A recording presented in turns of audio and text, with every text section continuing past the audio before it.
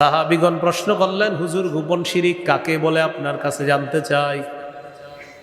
ফাকাল রাসূলুল্লাহ সাল্লাল্লাহু আলাইহি ওয়াসাল্লাম ইয়াকুমুর রাজুলু ফায়ুসাল্লি ফায়ুযায়্যিনু সালাতাহু জাহিদান লিমা ইয়ারা মিন নাযরিন নাসি ইলাইহি। কোন ব্যক্তি নামাজে দাঁড়ায়, তার নামাজ সে এই নিয়তে সুন্দর করে, মানুষ বলবে তার নামাজটা অনেক সুন্দর। কোন ব্যক্তি নামাজে দাঁড়ায়, নামাজ এই নিয়তে সুন্দর করে যেন মানুষ বলে তার নামাজ অনেক সুন্দর। মানুষের দৃষ্টি আকর্ষণ করার জন্য কেউ যদি নামাজ সুন্দর করে, নবীজি বললেন ফাযাকা শিরকুস সারাইর, এটাই গোপন শিরিক। সহিহ মুসলিমের বর্ণনা আসছে, এক সাহাবী রাসূলুল্লাহ সাল্লাল্লাহু আলাইহি সাল্লামকে বললেন, হুজুর কেউ যদি আল্লাহকে খুশি করার জন্য ইবাদত করে, মানুষ যদি তার ইবাদতের প্রশংসা করে, এটাও কি শিরিক হবে? রাসূলুল্লাহ সাল্লাল্লাহু আলাইহি সাল্লাম বললেন, কেউ যদি আল্লাহকে খুশি করার জন্য ইবাদত সুন্দর করে আর মানুষ যদি ইবাদতের প্রশংসা করে, তিলকা আজিলু বুশরাল মুমিন, নবীজি বলেন এটা মুমিনের জন্য দুনিয়াতে নগদ সুসংবাদ। আল্লাহ আমাদেরকে ছোট শিরিক, গোপন শিরিক, এই শিরিক মুক্ত হয়ে যেন আল্লাহর ইবাদতগুলো করতে পারি, আল্লাহ তৌফিক দান করেন। এই জন্য আল্লাহকে দেখার জন্য মৌলিক দুইটা শর্ত আছে। যারা আল্লাহর সাক্ষাৎ কামনা করে, এই আল্লাহর সাক্ষাতের জন্য দুইটা শর্ত মৌলিকভাবে।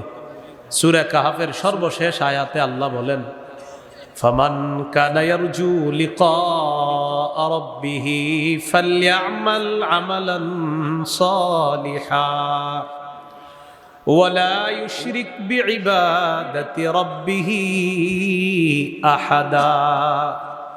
যে ব্যক্তি তার রবের সাথে সাক্ষাৎ কামনা করে, সে যেন নেক কাজ করে আর ইবাদতে যেন শিরিক না করে। নেক কাজ, প্রতিটা কাজের, প্রতিটা বস্তুর তিনটা অংশ থাকে। একটা হলো আকৃতি, আরেকটা হলো আত্মা, আরেকটা হলো ফলাফল। আমল, এটার একটা দেহ আছে। এই আমলের রূহ হলো ইখলাস বা পরিশুদ্ধ নিয়ত। আমল এটা একটা আকৃতি, এটা একটা দেহ। এই আমল নামক দেহ, এটার আত্মা হলো ইখলাস, পরিশুদ্ধ নিয়ত। এই জন্য ইমাম বুখারী রহমতুল্লাহ আলাইহির শুরু হাদিসে আছে, বুখারীর, ইন্নামাল আ'মালু বিন্নিয়াত, আমলের প্রতিদান দেওয়া হবে বিশুদ্ধ নিয়তের সাথে। এই হাদিসের মধ্যে মৌলিক দুইটি অংশ বলছেন। এক নাম্বার আমল, দুই নাম্বার আমলটা হতে হবে পরিশুদ্ধ, বিশুদ্ধ।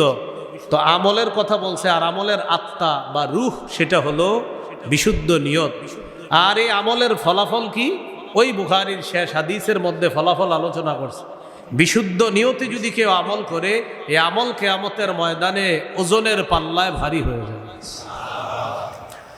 আল্লাহর সাথে সাক্ষাতের এক নাম্বার শর্ত নেক আমল করা।